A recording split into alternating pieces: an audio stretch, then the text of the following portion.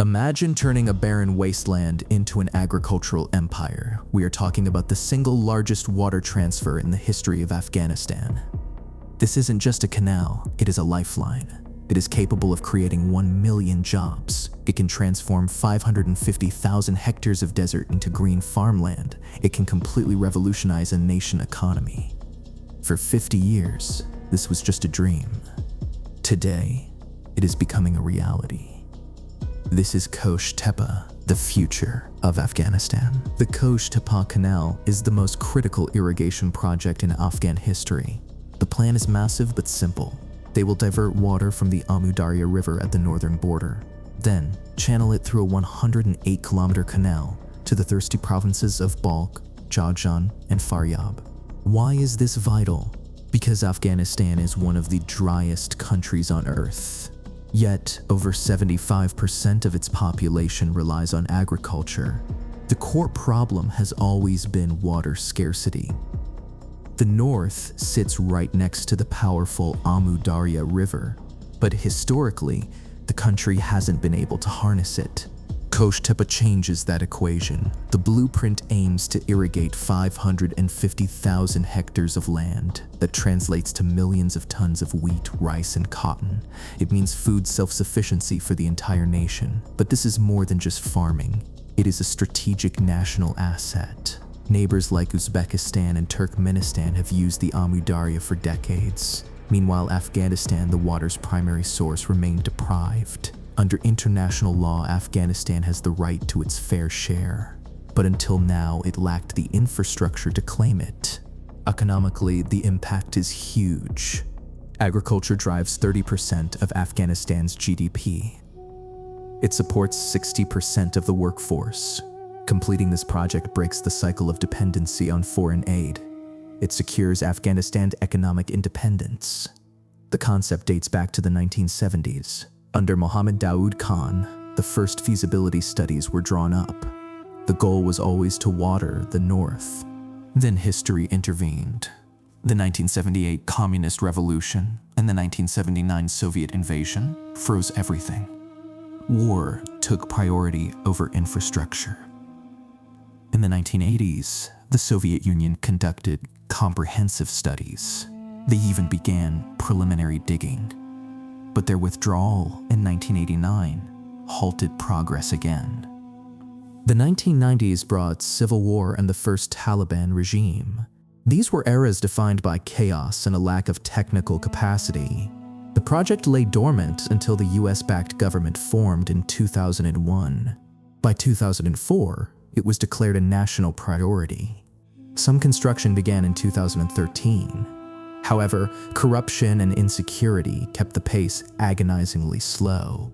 When the government fell in August 2021, many expected the project to die. Instead, the Taliban declared qosh tepa a top priority. Since 2022, construction has accelerated aggressively. As of October 2025, the project is at a critical moment. Official reports state that roughly 65% of Phase 1 is complete. This includes the main canal excavation and engineering structures. The current administration claims this progress relies entirely on domestic labor and machinery. They say there is no foreign aid involved. This is largely true. They are using local workforce and equipment left behind from the previous era. A symbolic victory occurred in March 2022. Water officially reached parts of Balkh province. This proved that the project is no longer just a theory. Phase 2, expanding into Jaujan and Faryab, kicked off in 2023. However, the work is far from finished. Full completion requires billions of dollars. It needs advanced technical expertise that the current government struggles to access alone. International tension is also rising. Neighbors are nervous about reduced water flow. This is despite Afghanistan's legal right to the water. By the end of 2025, Phase 1 is expected to wrap up. It will irrigate roughly 200,000 hectares. But reaching the final goal remains a massive hurdle. Despite the speed, 5 serious obstacles remain. Challenge number 1. Funding.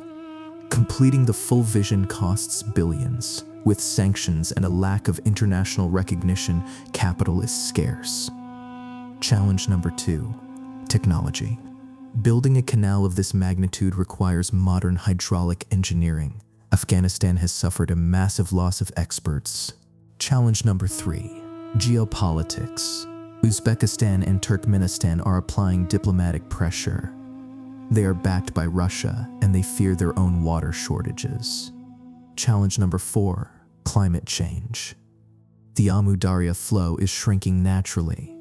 Even if the canal is built, will there be enough water to fill it? Challenge number 5. Management. Building it is only half the battle. Efficient distribution and maintenance require strong, transparent institutions. If qosh tepa is fully realized, the impact will be revolutionary. First, food security, an end to wheat and rice imports. Second, jobs, unemployment drops as 1 million positions open up. Third, revenue, agricultural exports could fund national infrastructure rebuilding. Fourth, power. Afghanistan gains leverage in regional negotiations as a key water holder. But if it fails or stalls again, it marks another lost historic opportunity. It means continuing the cycle of poverty. The current administration has shown they are serious, but the big questions remain. Can they secure the budget? Can they handle the diplomatic heat? Can they manage the water efficiently? The answers will define the nation's future. Qosh tepa is a 50-year-old dream. It is a beacon of hope and a massive test for Afghanistan. Completion changes history. Failure repeats it. In October 2025, we are seeing real progress. The only question left is, will they cross the finish line?